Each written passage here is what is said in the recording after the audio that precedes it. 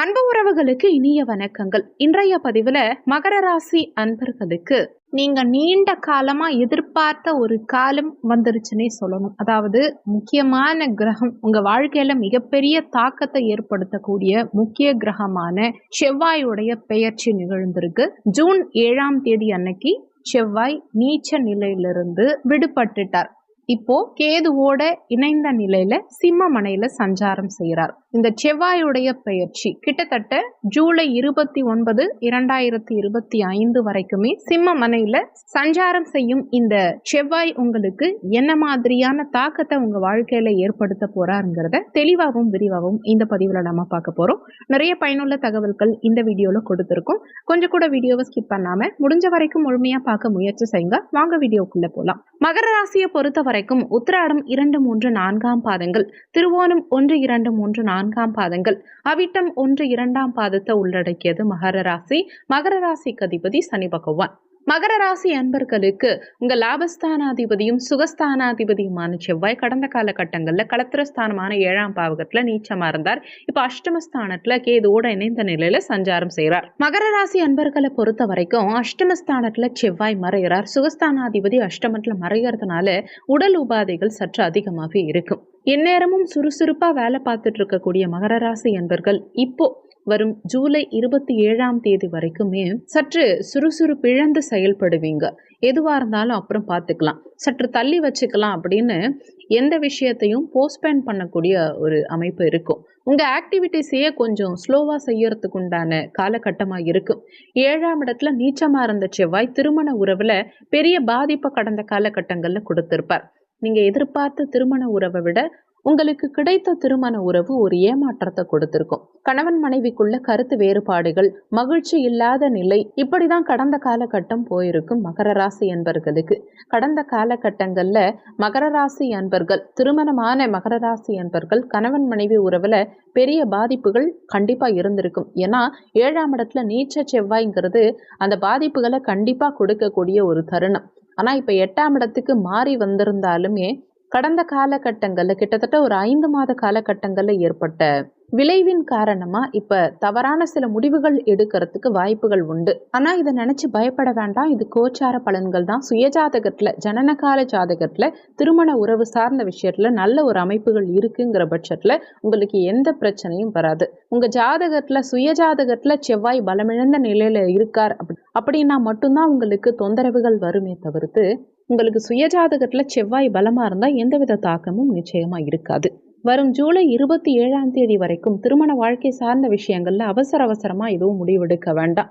திடீர்னு அவசர முடிவுகள் எடுத்தா அது பின்னாடி உங்களுக்கு சில மன கஷ்டத்தை ஏற்படுத்திடலாம். அஷ்டமஸ்தானத்திலிருந்து செவ்வாய் லாபஸ்தானமான 11ஆம் பாவகத்தை பார்க்கிறார். இதனால கொஞ்சம் நிதானமா செயல்பட்டா வரும் பிரச்சனைகளிலிருந்து நிவர்த்தி காண முடியும். தற்காலிக சூழ்நிலைகளை மாற்ற உங்களுக்கு இந்த காலகட்டத்தில் நிதானம் அவசியம் தேவை. அதுலேயும் இந்த செவ்வாய் பயிற்சியை பொறுத்த வரைக்கும் எல்லா ராசிகளுக்குமே திடீர்னு முடிவெடுக்கிறதுக்கு காரணமே செவ்வாய் தான். அந்த அளவுக்கு ஒரு கோபம், தேவையில்லாத முடிவுகளை நோக்கி நகர்வதற்கான சூழலை இந்த செவ்வாய் உருவாக்குவார் இந்த காலகட்டத்தில். ஆனாலும் அந்த இடத்துல நம்ம நிதானத்தை கடைபிடிச்சா கண்டிப்பா மகர ராசி அன்பர்களுக்கு குடும்ப பிரிவு இல்லாம, பிரச்சனை இல்லாம ஓரளவுக்கு நல்ல சூழலை உண்டாக்கக்கூடிய அமைப்பு கொடுக்கும்.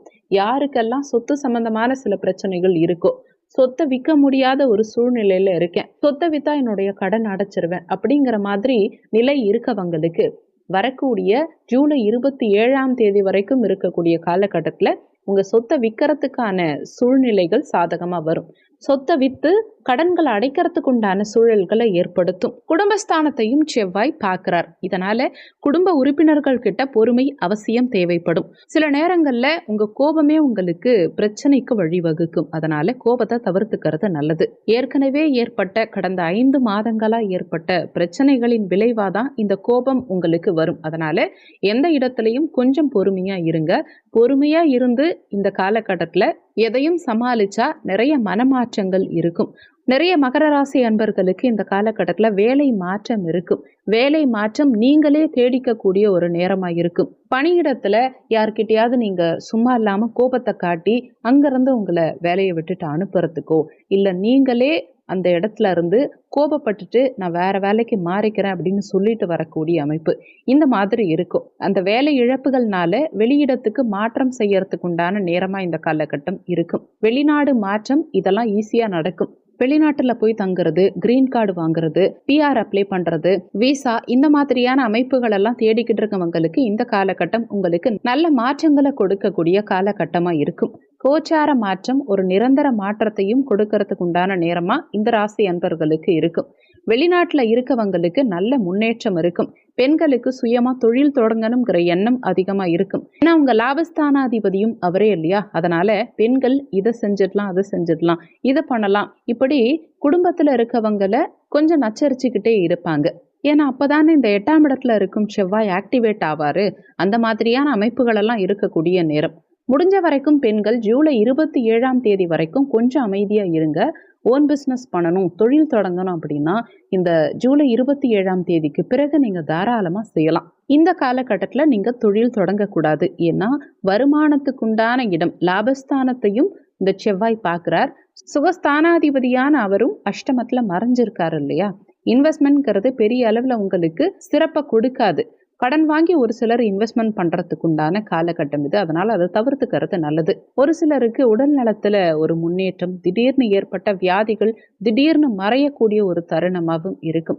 மருத்துவ ஆலோசனைகள் ரொம்ப எக்ஸ்பென்சிவா இருக்கும். நல்ல எக்ஸிக்யூட்டிவ் லெவல்ல ஒரு விஐபி லெவல்ல உங்களுக்கு சிகிச்சை பார்த்தாதான் அந்த வியாதி நிவாரணத்தை கொடுக்கும்.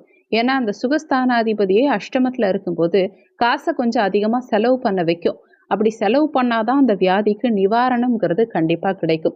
இன்சூரன்ஸ் போட்டு வச்சிருந்தீங்கன்னா தாராளமா நீங்க அதை யூஸ் பண்ணிக்கோங்க. ஏதாவது பெரிய அளவில் ஹெல்த் இஷ்யூஸ் இருக்குன்னா நல்ல பெரிய ஹாஸ்பிட்டலாக போய் அட்மிஷன் போட்டுக்கோங்க. ஏன்னா இந்த காலகட்டத்தில் நிறைய மகர ராசி அன்பர்களுக்கு ஹைஃபையான ட்ரீட்மெண்ட் நிச்சயம் இருக்கும்.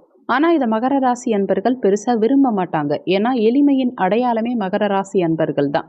இதுக்கு இந்த எக்ஸ்பென்சிவான ட்ரீட்மெண்ட்க்கு விரும்புவாங்களான்னா நிச்சயமாக விரும்ப மாட்டாங்க. இந்த மருத்துவ செலவுகளால பெரிய அளவு மன பாதிப்புங்கிறது மகர ராசி அன்பர்களுக்கு நிச்சயமா இந்த காலகட்டத்தில் இருக்கும். இதை தான் இந்த செவ்வாய் ஏற்படுத்த போறார். வீடியோவில் சொல்லியிருக்க பலன்கள் கோச்சார பொது பலன்கள். இது 20% தான் யாருக்கா இருந்தாலும் ஒர்க் பண்ணும். மீதி 80% உங்கள் சுயஜாதகப்படி, உங்கள் ஜனனகால ஜாதகப்படி தான் உங்கள் வாழ்க்கையில் எல்லாமே நடக்கும். இந்த வீடியோவில் உங்களுக்கு ஏதாவது சந்தேகம் இருந்தால் கீழே இருக்க கமெண்ட் செக்ஷனில் சொல்லுங்கள். உங்களுக்கு ஜாதகம் பார்க்கணுன்னா டிஸ்பிளேல கொடுத்துருக்க ஜாதகம் பார்க்கன்னு கொடுத்துருக்க நம்பருக்கு வாட்ஸ்அப் பண்ணுங்கள். நன்றி. மற்றும் ஒரு நல்ல பதிவோடு மீண்டும் உங்களை சந்திக்கிறோம்.